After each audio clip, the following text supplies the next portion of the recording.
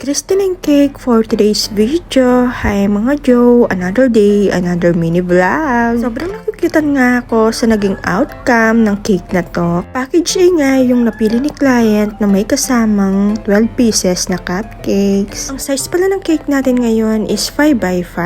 Sa package A nga, dalawang size nga yung cake natin. Either 6x4 or 5x5. Tinatanong ko muna sila client kung anong gusto nilang size sa cake nila. Pero sa punto na to, hindi ko nga naitanong kay client kung anong gusto niyang size.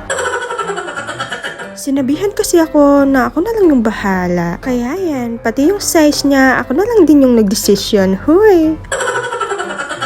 Pero nag-update naman sa akin si client na more on flowers daw yung team ng cake niya. Tapos na may konting padahon. Nasabi ko nga sa kanya na lalagyan ko ng mga paru-paro G. Nag-okay naman si client, kaya lang kinaumagahan, nakalimutan kong lagyan. Huy!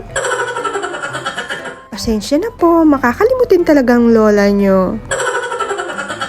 At sa bandang ilalim nga, naglagay nga ako ng touch of pink. Wala nga ang binigay na sample si client, basta't binigay niya lang yung kulay. Tapos sinabihan niya ako na bulaklak daw. At dito nga, hindi ko na nga naipakita na nag-reset ako. Pero ipapakita ko sa inyo kung paano ko ilagay yung mga nagawa nating roses. Iniisip ko nga kung artificial na lang yung ilalagay natin dito. Medyo pricey nga yung artificial natin, kaya hindi ko na nilagyan. Soft icing na lang yung ginawa ko. Pagkatapos ko ang malagyan ng 3 roses sa may harapan, maglalagay din tayo dito sa may board na kunwari nahulog yung mga petals. Huwag ka lang mahulog sa maling tao. Huy!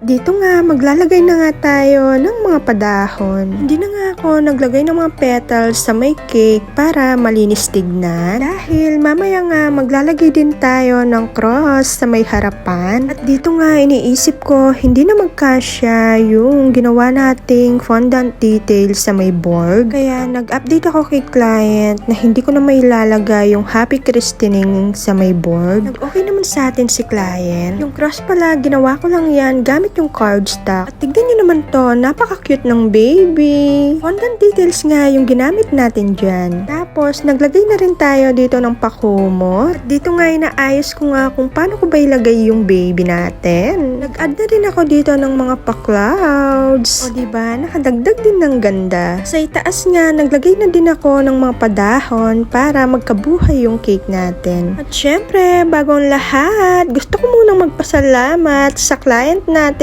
na si Miss Jen Jen. Thank you for choosing and trusting Cakes by Kay. At pagkatapos natin may lagay yung mahiwagang logo natin, sunod naman natin gagawin yung mga cupcakes. Dahil sobrang excited ako, nakalimutan ko nga maglagay ng melted chocolate, kaya naman hinabol ko ito. O diba? Sabi ko sa inyo, makakalimutin talaga ako. Pero yung may utang sa akin, hindi ko pa nakakalimutan. Huy!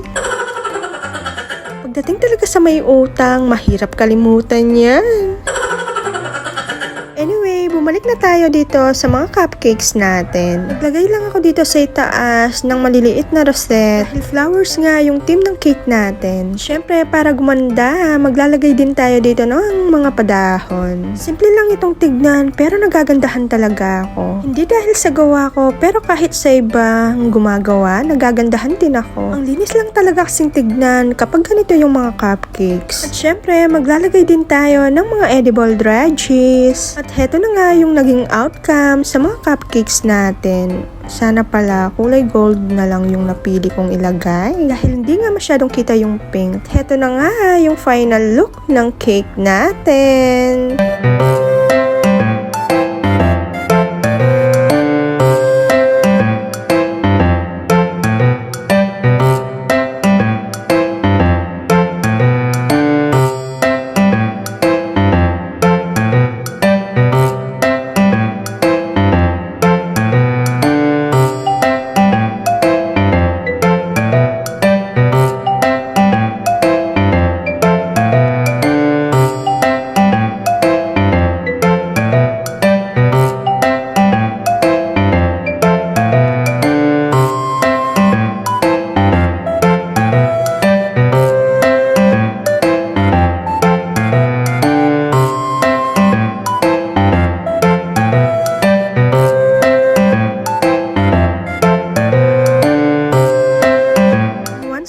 happy christening, baby Amara!